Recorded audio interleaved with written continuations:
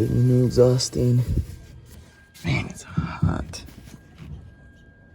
This thing is huge. Look at this, I can't even wrap my hand around it.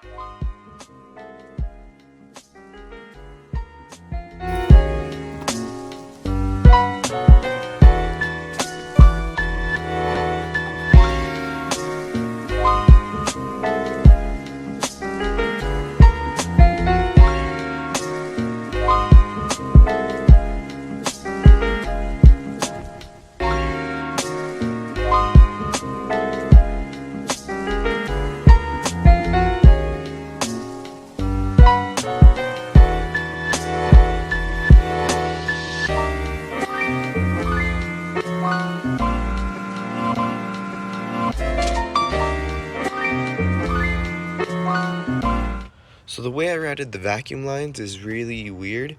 So my fuel pressure regulator, which is this, comes here, and then from there I teed it off. I sent it to my boost controller, which then goes to my wastegate. Now the problem with that being is it's getting it from the throttle body and not directly from the compressor housing, which it should be right there where my finger is, where that blue dot is. That should have a little fitting where I throw it in, and then that would feed to the boost controller. And then for the blow-off valve, it's really convenient. Hose right there, goes from there, and I have the little inlet for my intake manifold right there. And the reason I had to put this upside down, I don't know if you guys remember, but if I had it pointing up, it would hit the hood.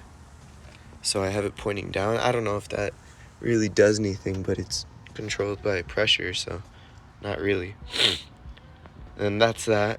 And then I did this, the filter really weird, the intake. I attached it to the compressor housing with this big ass sleeve, and then this tube came off an engine tuned cold air intake system, and I cut the elbow, which went right here before, went right here, and I cut it, and then that way it just pokes out right here. And yeah, sometimes it does get really hot, the air, because it's right next to the head, but I mean, it's getting passed through the intercooler for a reason, so problem solved there.